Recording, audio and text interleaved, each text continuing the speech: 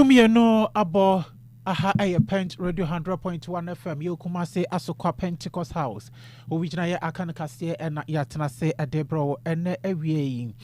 na ena se nkoma ohene race bisos ne ohene non dairy pardon mo se won mabeso yasin kase yi won ena afa ho kanyina enti ye free ye weekend ba ye wan kasa betimi ho aduane efie na nije wo ho no sanse ye de ohene ekofie eno a na ye de no aduane hema aduane eye dem anije nsunso eba fie eno nti ne ye so nya nwode aba betena hanomo a ye so ye bekenkan kase no ede amao na ye ra technical hon ma se ke oki wono na te computer na chi o streaming live o Facebook ade ye adwen pa hene kofi mensa ebo ye chidom na kenkan for ye me ohene banya komene mame ajoa ahenkra kechiri en samno dia ewo mu bi ene se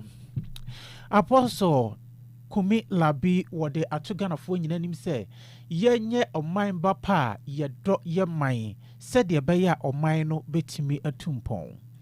Oswafo woshe yensase ene efumagudie so ede ato wonomu ayapa womo na womokowese galamse yebetumi etu ase ne se omonhye ene omo ankokrokro bia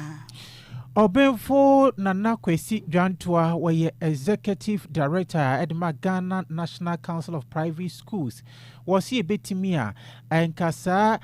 National Placement Resolution Center na ye bie ewon kranientum Association of Ghana Industries in so na de to abayanim say 20% quota fee bia eya wo mutua ema National Service Authority no e wo soro dodo enti wonte so na kase yi monsonso amanfo anase mofra wonom ewo emfimfim mantemu bia ye ofro no mu enyana abotre abonche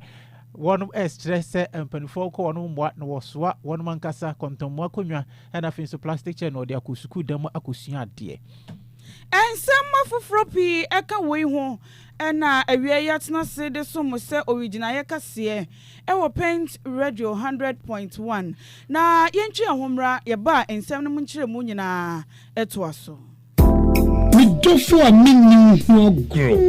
Na say die waduane ne da no ayesronko. Anne omura. Ohiri spices abefi. Aduane de ayesronko. Ohiri chicken seasoning. Se wo tutu, wo chi, ana wo ye akokɔ nam ho bibia. Fakakra sum. Froye no. Ohiri stew seasoning ba mama jeta. Jollof no. Ohiri jollof seasoning ma no hwam ne odew mu odew. Fried rice no kra die. Ohiri fried rice seasoning e ma me fridge frede aponchin kakra no me do ohiri go seasoning na ye asam na me se ni ra ohiri seasoning powder we want beef shrimp noodles any de keke eka anu so de aduane me hwam ne me den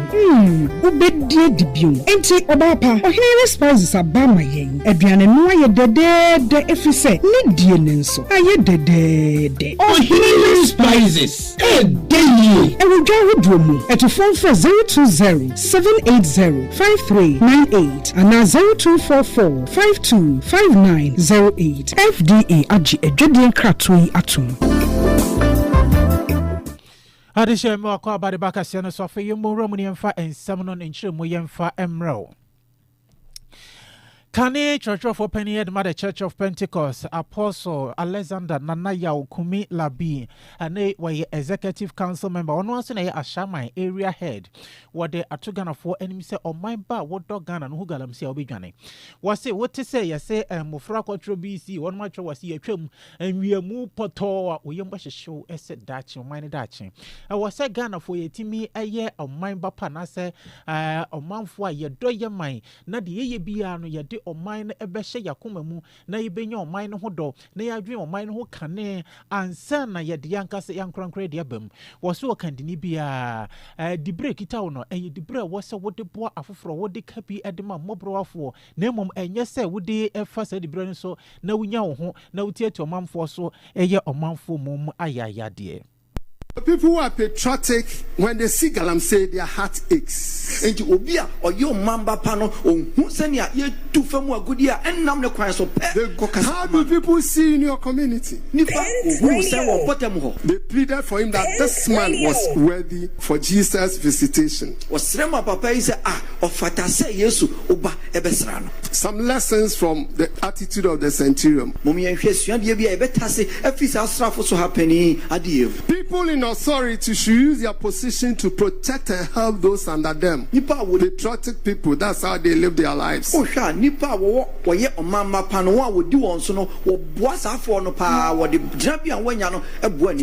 in authority should show love to people around them and seek their welfare. People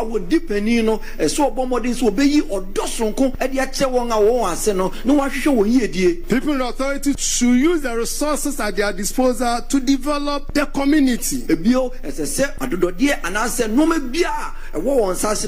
This centurion is worthy, Jesus. Why? He loves us. And he has built something for us to show and to prove his love for us. Positions and powers should not be used for personal gains, but for the welfare and common good of the community. What in some year to draw a enra a brat not workasa a war special evening service I say a war headquarters or the Church of Pentecost headquarters a war la. Ewo galamse monsamua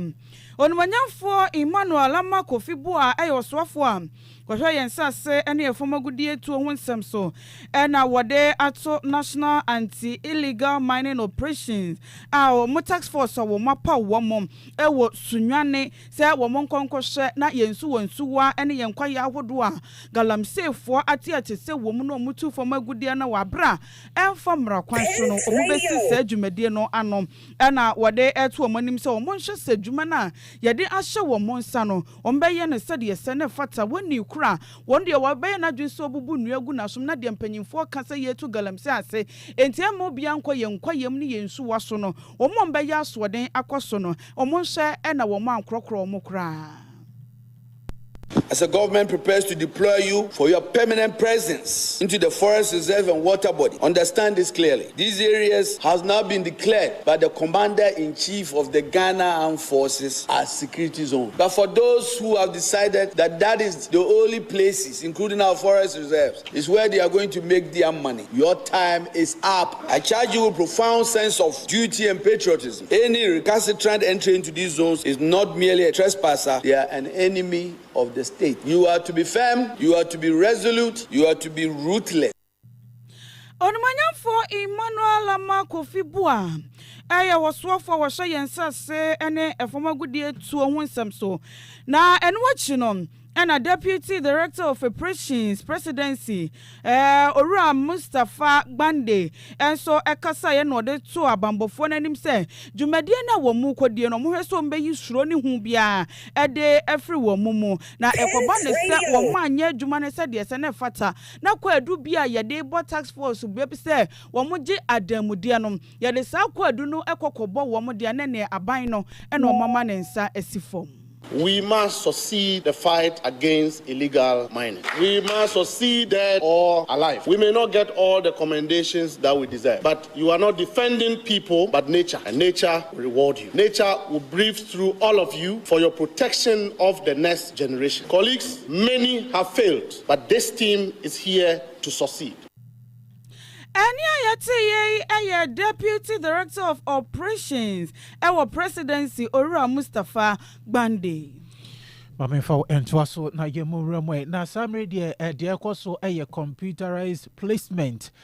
ene awofo bi mo no mani abre wo ho pa essence obi wo nsi ni ba no suku edema no ompe ode ne kwa enyeye essence emme no obi si ama ne ba no tamale yeso onkode na de keka ho na eno an executive director Ghana National Council of Private Schools Obenfo Nana Kwesi Jitua wode ato aban na fe so swafo anasa so ehwe homa suansem so anim ese wonum ehwe se National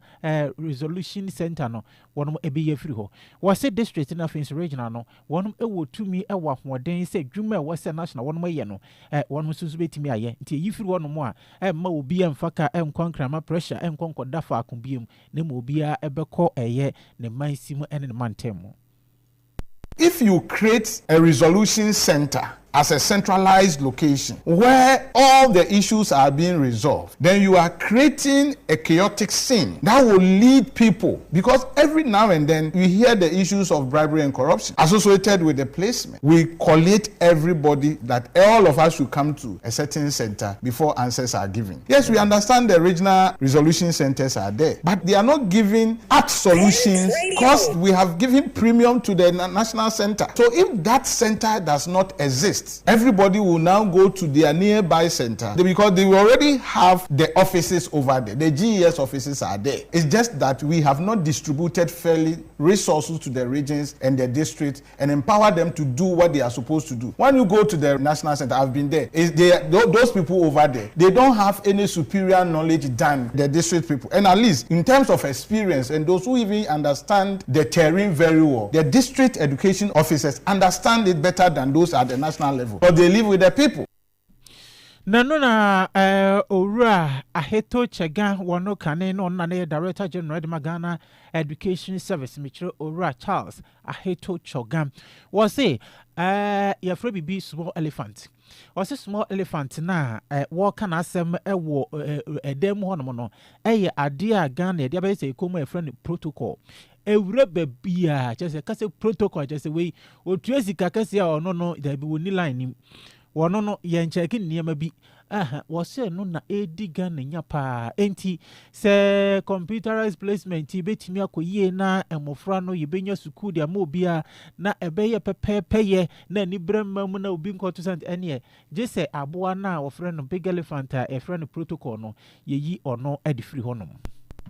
Protocol was only our problem. But at the end of the day, when we have finished discussing the whole CSSPS issue, we didn't address protocol. Putting quote-unquote pressure on the headmaster to take the child, even if the child had not even chosen that school. We did not even know how to manage protocol in the system, even though we know that it's an ever-present issue. So we couldn't manage it. And it lived with that system right from the beginning. The protocol has actually been expanded, and that is what we have to deal with. If we want to be very fair and equitable, we need to kill that small elephant in the room called protocol. I say Yankusa or Sonaketwan or Sonaketway, was here from the protocol. I was here Timmy Kuno, you couldn't feel a you be your honey, dear free ho. Adesha ye tua original Cassiana so na ye dear mammo. Na ye ni Mrs. so be quanto a so suku area. Ayana okoye National Service na Sanchi Shayanom. National Service Authority for na ehweso na wo mo se sika won mo biebie nwuma na wo mo je won mo be National Service na tua adema National Service Authority for no wo hamu nchemu aduono na eno na Association of Ghana Industries de wo ma no atomu bi o mo sre aban se sika no ne boarding tin enkebe ya wo mo nte so enfamra o hamu nchemu enum ene na bebo man krankra wo ma biebie wo nwuma no ombetimi age National Service for na womode womo afa entity yemu ensem we wodi todwa bra woni nsem twofo etwetwe enkomo nkabomukuo na fibia no womo ewo enhyiamu a womo edie enti enhyiamu na se na owura kwasi nyameche ede ensem we etodwa.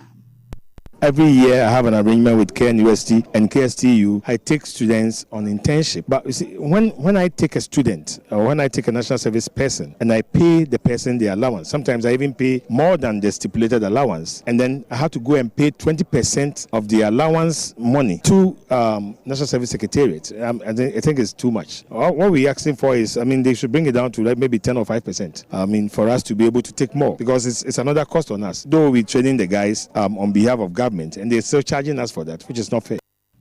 Ora kwasi nyamecha asante manta mujom tinani Emma Association of Ghana Industries. And a free enra ya bobo banning na UDS any one more to gun and impa say we are seeing us you upon one more China say one el cobobo no crew so University of Development Studies watermale one etimia bia one more table crew and some ready one more TV shema what the crew and what the ebagana one of them medru crampon and about somebody ye can form papa na Dr. Joshua Zeto one a lecturer at University of Ghana, Department of Political Science. Papa Anupai no one central focus the Regiment Kubako and crime. What the air to one say, Osha UDS, crew a one more team we are seeing in a pong. I can see Okosi and a crew one more team bana. Chrese bibi one more. Igana Humasium was ye. Was it ye Timmy and I saw a share a show Humasian some Timmy at to near Madin she be one more. Or Becca say, Afibia, Siapombia, Nipa before mono, a more chichimu num and amunide. Ma one more. 1 million bo and also Nimrika 2 and as I see a banner or bad dear a chat dear bit is a talent. One will be men fat one among crata and I say one more body certificate and so I want to try and fair no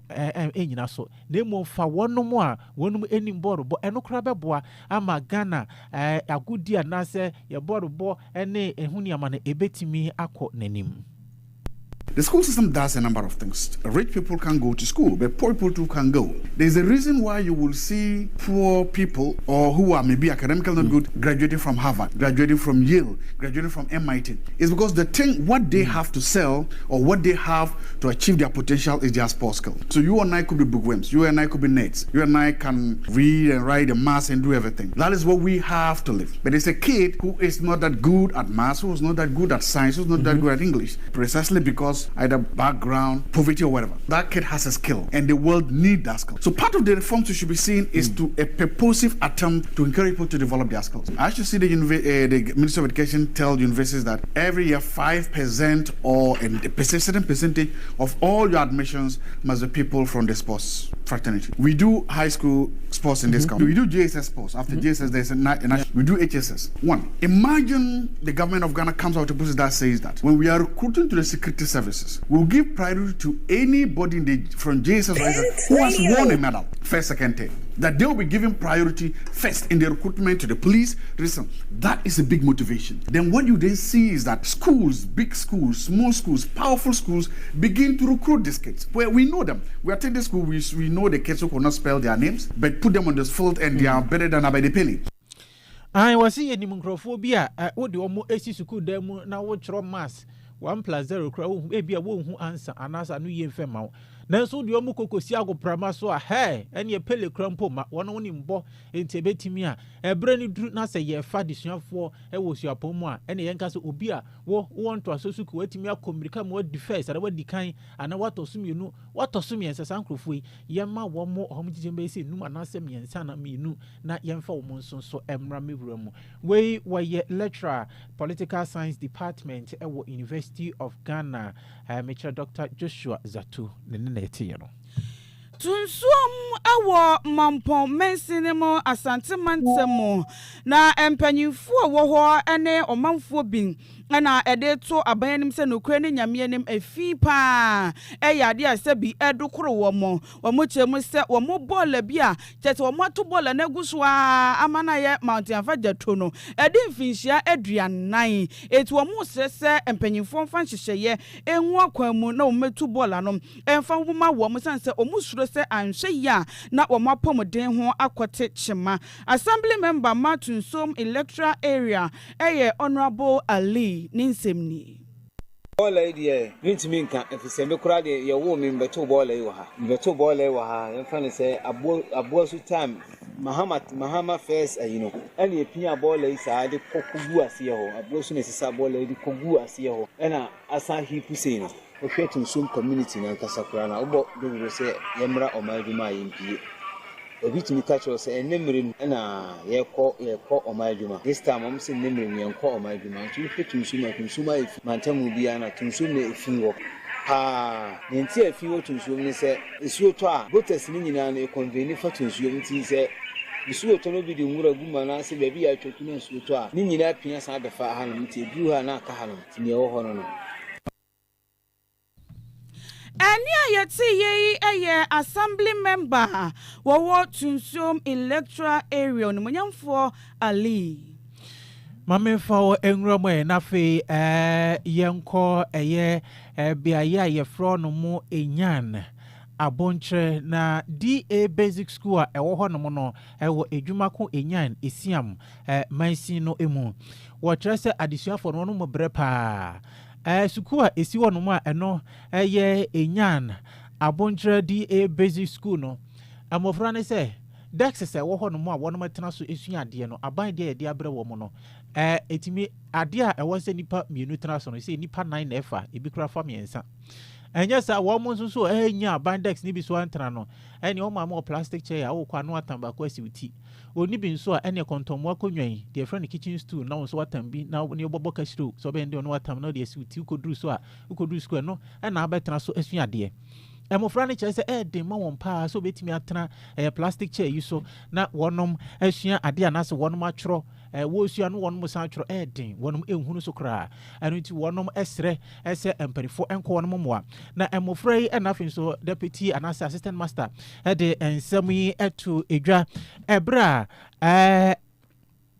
Ohene a wono ewo eye dentra mekyerɛ sanahin ewo enyan dentra traditional area Osi ade yo ayeboafo etuafo wode enhoma anase exercise books be se empimie no 2000 de kwakwache suku yi se adisuafo mo maame no ani bie nanso so mo pe suku akono ye nkyemfem mo ne yankase maame bie nkoto buku biem buku eni ho no mo no mo mfa bi emma mo frei na emo frei de sansem etudwa wo sere se de anana ye no wono mani so enti wono ma sere aban na afenso mpanifo na na betimi anka de dexis no kra no ene so fa kan de ho na bra be bi fa ma wonom enti obi bia betimi akọ wonom emwa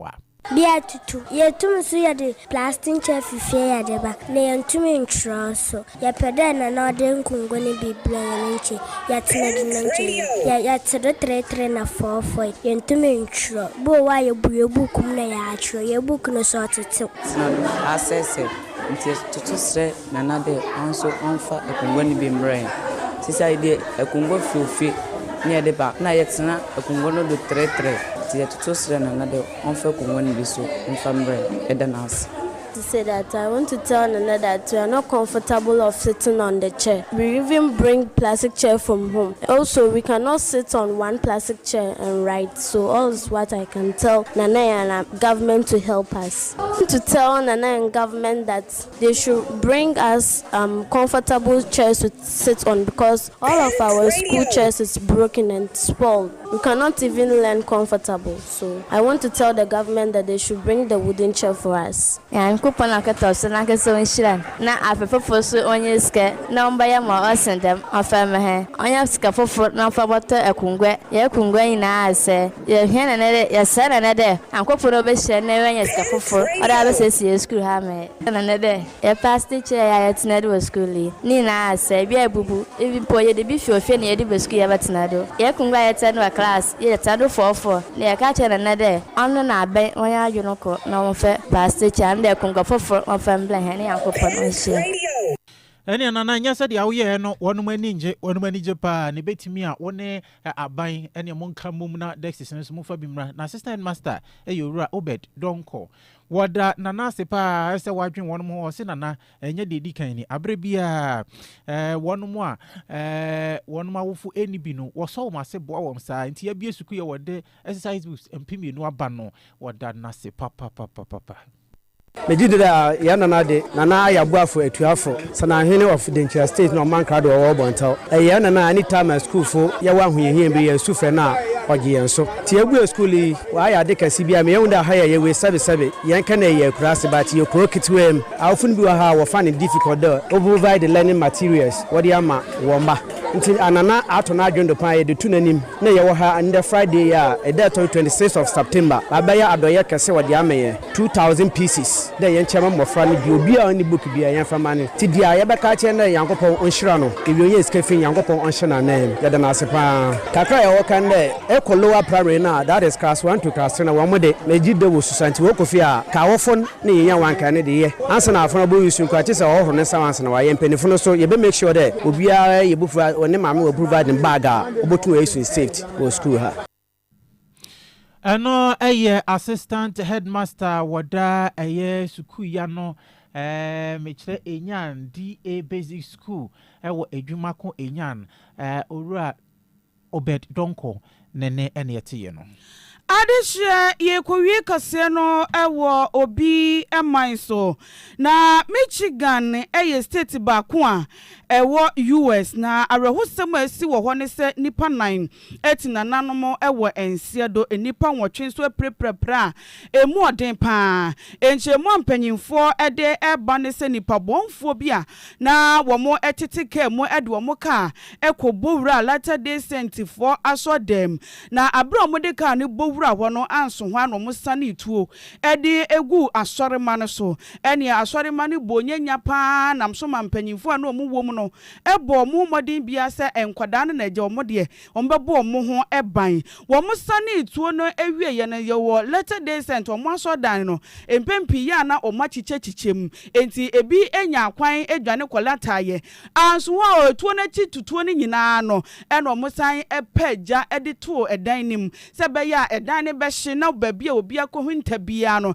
ebetime ewurawura ho na ama wono mo ho na no kwasi ada nrada esomtwe de amponyankropon no wo mo ebeti nananom ewo ensiedo na aposifo enya ensemi ne ntiye entempa so enti wo mo bo moden eye bia ba bepie mu wo ho a wo mo chi owura Thomas Jacob Sanford mfinhye aduanan ena wadi a wo mo susu se wono ena edisa nipa bonfo yanim emo mbedi nyambra semu a ente se na wono so enam se tututuo no ene aposifo ekwoso wo ne ntemtetuo ni bia ka no ama sabre wati nananom ewo ensiedo a akoye arehosem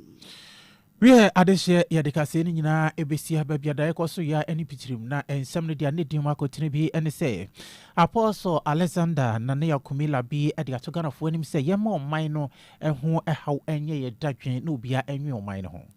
Onmanyafo Emmanuel Amakofi Boa enso de ato National Anti-Illegal Mining Operations for nanim se mo ayede mo kɔ ye nkwaye mu ne yensu wansuwafo eso no obi bi obeya so de no obeba wo so obetu galamsey no mo no do no kra UDS enkunuma wokodi ye ewo wiase nyina suaponfo kansi a wonum sie wo China no Dr. Joshua Zato at the atu dwase betimia yenane ye homasua no ani Association of Ghana Industries at the atu abayanim se sika ya wo mutua ema National Service for no emu odu eyo hamunchemu aduo no nto omonte so emedru ohamunchemu enum Adeshe aha ne yade kase ni nyina besie na CPS yenkoma ohene race spices ni ohene no ndari pardon me so won beso yasin ewo sika fama yade kase na bro sanso na adwempa hene Kofi Mensa wo boa yen ebo echidomedi free newsroom se ke okay na streaming live on Facebook the emaye akinkan fo na eyeme ohene banya komene mame ajua ahenkra kechiri no no matoso mi no ebo pemu a obesan ate yen kapiem yakra